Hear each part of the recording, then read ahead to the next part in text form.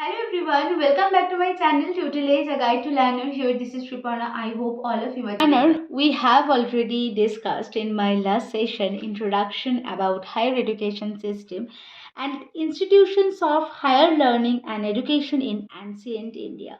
So today we are going to explain another new topic of the same chapter, that is structure of institutions of higher education. According to the policy making body, the structure is of two types, the central government and the state government. Okay, so what is the basic role of central government for for a structure of the institutions, higher education institutions, obviously. So basically, central government formulates the national policy on education.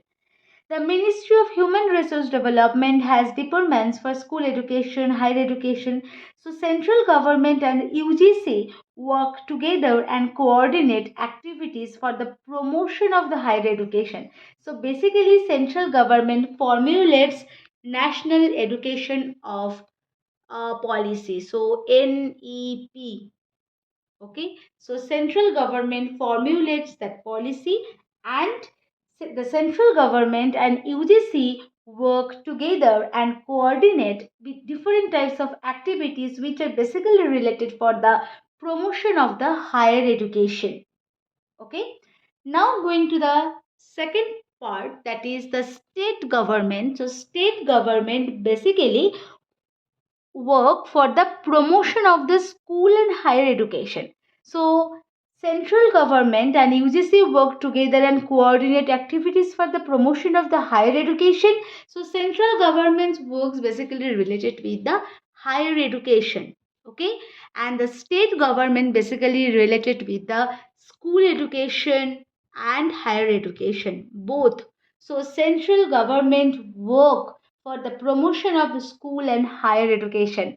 State councils and advisory boards have been established in different states which coordinate basically different types of government activities, apex body, universities, etc. So I think this is clear according to the structure of the higher education system, what is known as what do you mean by a basically central government, and what is the basic role of central government for structuring higher education system, and what is the basic role of state government for structuring the higher education system? So I think this is clear. Now going to the regulation part. So according to the regulation, the structure of the higher education system is of many types. So the first one, that is the most important, that is UGC. So at first we have to know what is the full form of UGC. So you all know that UGC stands for University Grant Commission. University Grant Commission. So we have already seen according to regulation, structure of institutions of higher education, that is UGC, AICTE, CSIR, ICAR, ICMR and ICSSR. So at first we have to discuss UGC, and you all know that what is the full form of UGC, that is University Grants Commission. So UGC stands for University Grants Commission, and it was set up 1956 as a statutory body. Okay, so now going to the discuss what is the main function of UGC. So basically UGC helps to coordinate, determine maintenance of standard across universities.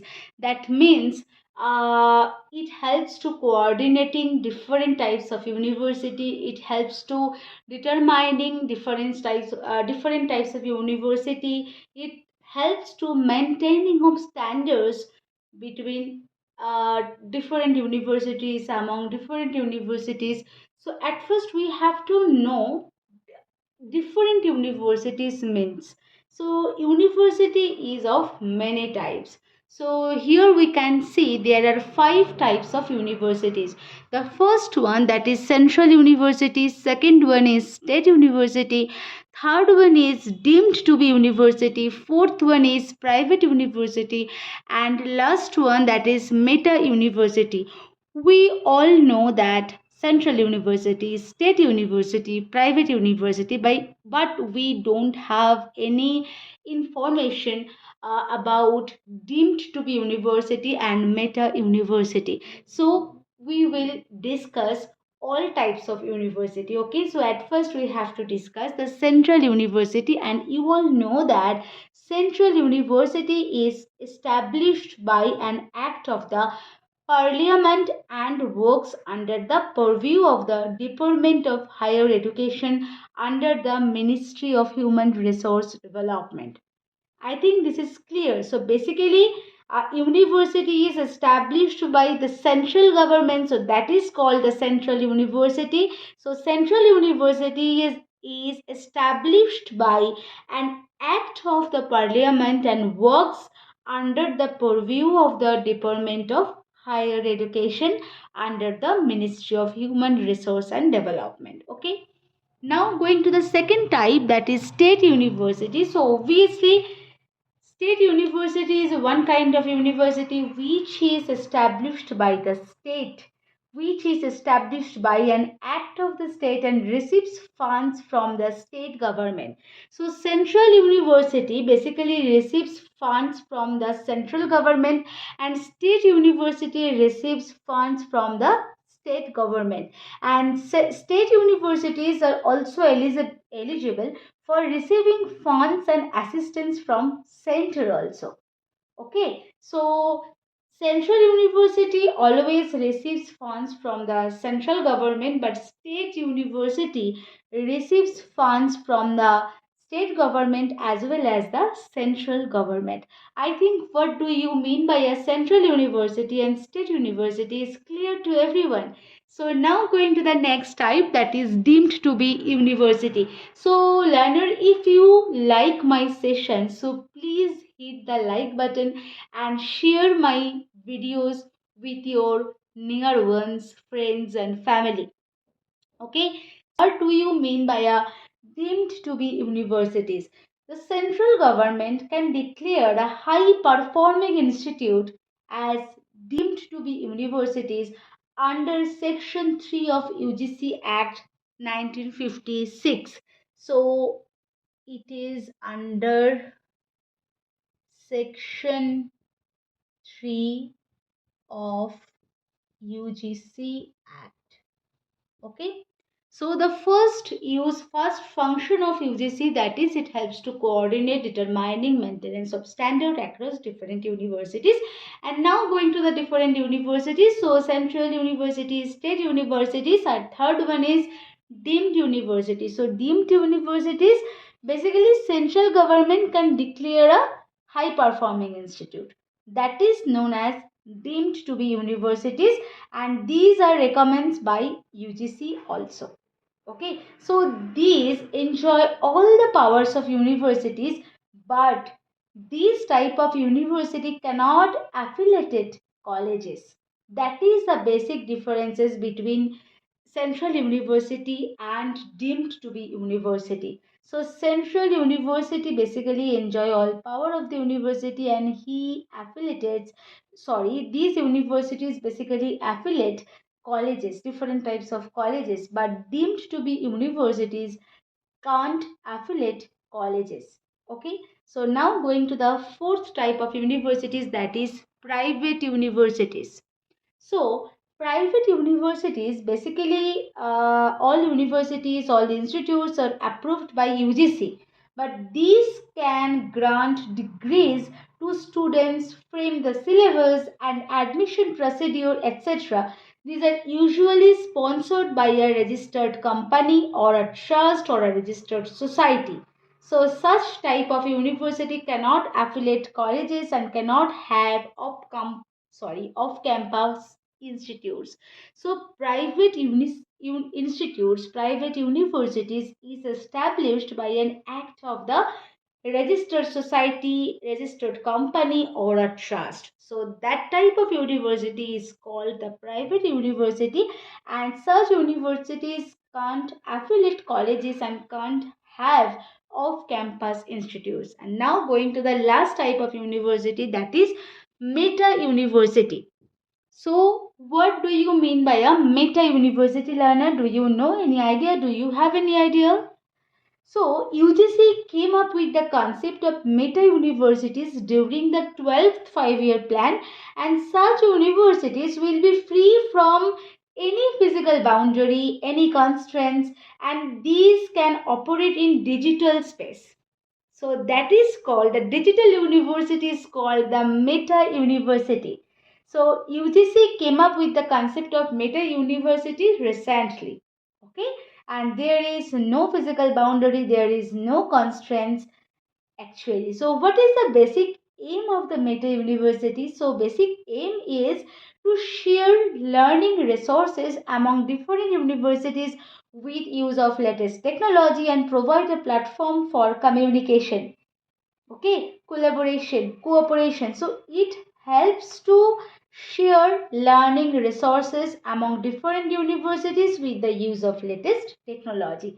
Meta university is basically a second generation universities, and it led to a paradigm shift in higher education system.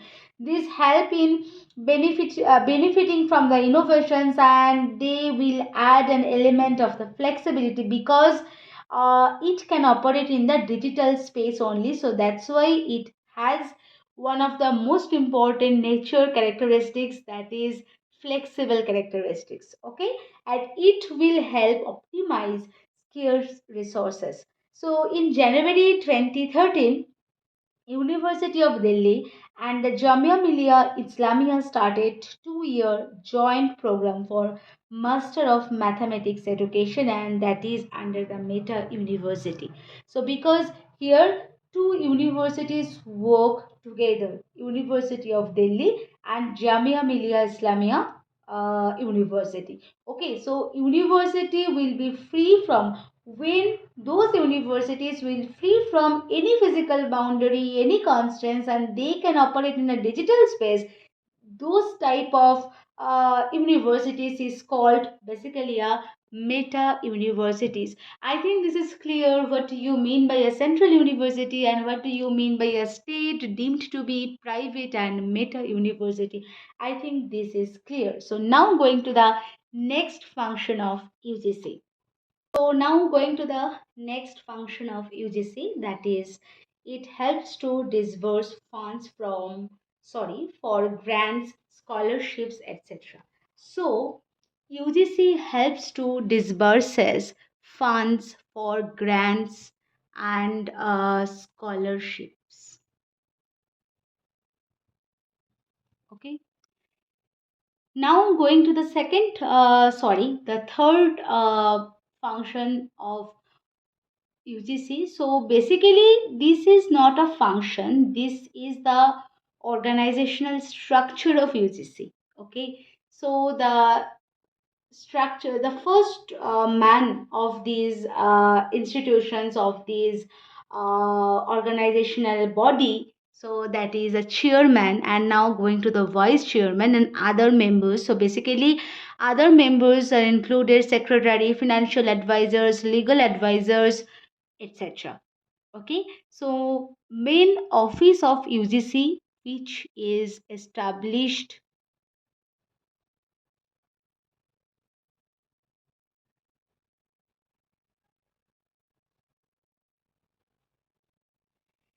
So learner, now going to the second.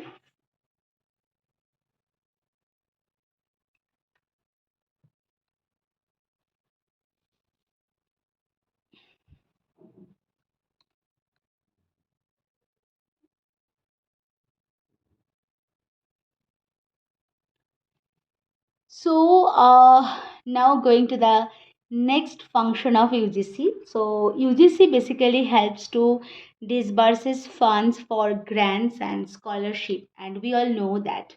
And now going to the next function. This is not basically function of UGC. This is the basic organizational structure of UGC. Okay. So the organizational structure of UGC includes chairman, vice chairman, and the other members, which include secretary, financial, sorry, this is financial advisors, legal advisors. And do you know where is the main office of UGC? So the main office of UGC in New Delhi, and it also has regional offices which basically covers the different states. So regional offices are located at Hyderabad, Delhi, Pune, Bangalore, Bhopal, Guwahati and Kolkata. Okay, so I think this is clear. So it has one office at South Campus of Delhi University, which basically with the UGC Net exam. We all know that previous years UGC conducted the NEET exam that for the assistant professor and junior research fellowship, but now NTA, National Testing Agency, conducts the whole examination process. Do you know who is the chairman of UGC? So at present the chairman of UGC is M. Jagadesh Kumar. Okay, and UGC has different programs like UPE. So what is the full form of UPE? Universities with potential for excellence, special assistance programs, development assistance scheme, and so on, under which funds are provided to universities and colleges on the basis of their performance and need. And we have already told the main function of UGC is it helps to disburses funds for grants and scholarship. Okay, and the scholarship and grants basically depends on the performance of the university and need of the university and colleges, and this is one of the most important function of UGC also. Okay, and these funds, these grants basically help in promoting equity, quality, access to the resources, and other than these there are various scholarships, fellowships which students can avail during the course of their studies, like for UGC NET, that is Junior Research Fellowship. So obviously UGC basically disburse funds for fellowship, that is Junior Research Fellowship for students. Okay.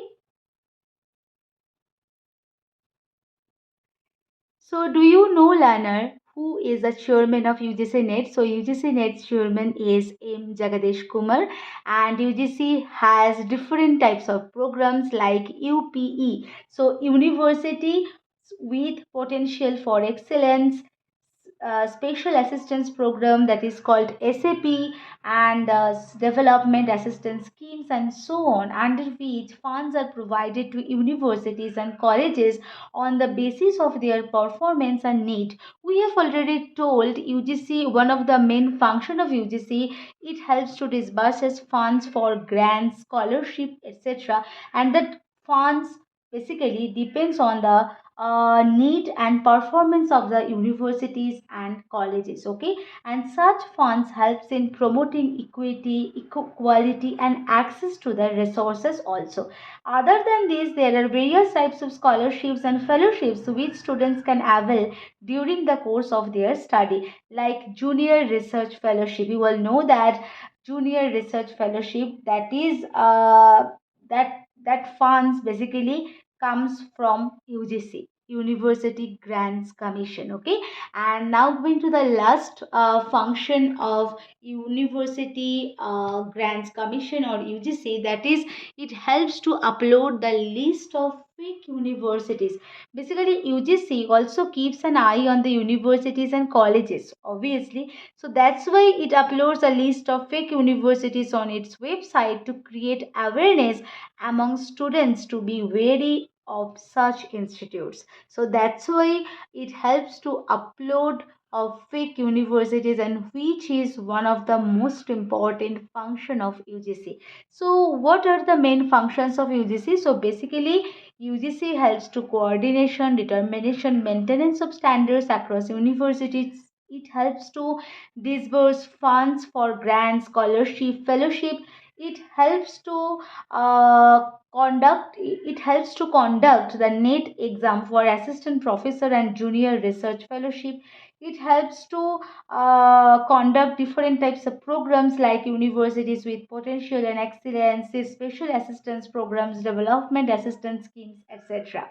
Okay, and it helps to upload a list of fake universities on its website to create awareness among students to be wary of such institutes. So, all are the functions of UGC or University Grants Commission. Okay, so I think this is clear.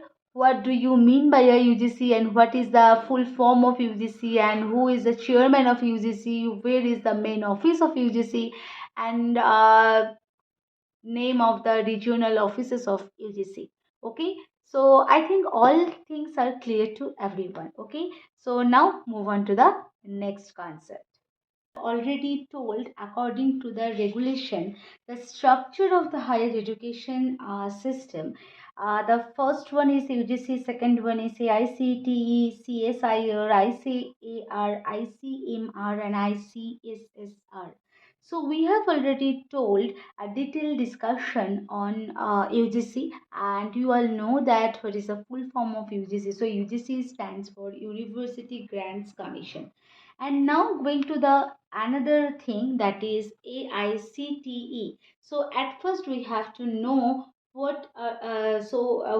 at first we have to know full forms of these institutions. Okay, so the first thing, that is AICTE. So A means all, I for India, C for council, for T for technical, and E for education. So AICTE stands for All India Council for Technical Education. Now going to the second one, that is CSIR. So CSIR stands for Council of Scientific and Industrial Research. Okay. And now move on to the third one, that is ICAR. AR, Indian Council of Agricultural Research. So agricultural research is basically related with that type of institutions, that is ICAR. All type of medical research is related with ICMR. So ICMR stands for Indian Council of Medical Research. And now going to the last one, that is ICSSR. It stands for Indian Council for Social Science Research. So I think all education system, all higher education system structure is clear to everyone according to the regulation. Okay, so in my next session we will discuss detail on these institutions: AICTE, CSIR, ICAR, ICMR, and ICSSR. Okay, so learner, we are done for the today's session. I hope this session will be very helpful to you. If you like my session, do not forget to like, share, and comment, and please do some support and subscribe my channel for getting more useful sessions. I will come again with a new session. Till then, stay tuned. Thank you to all of you. Happy learning. Keep commenting.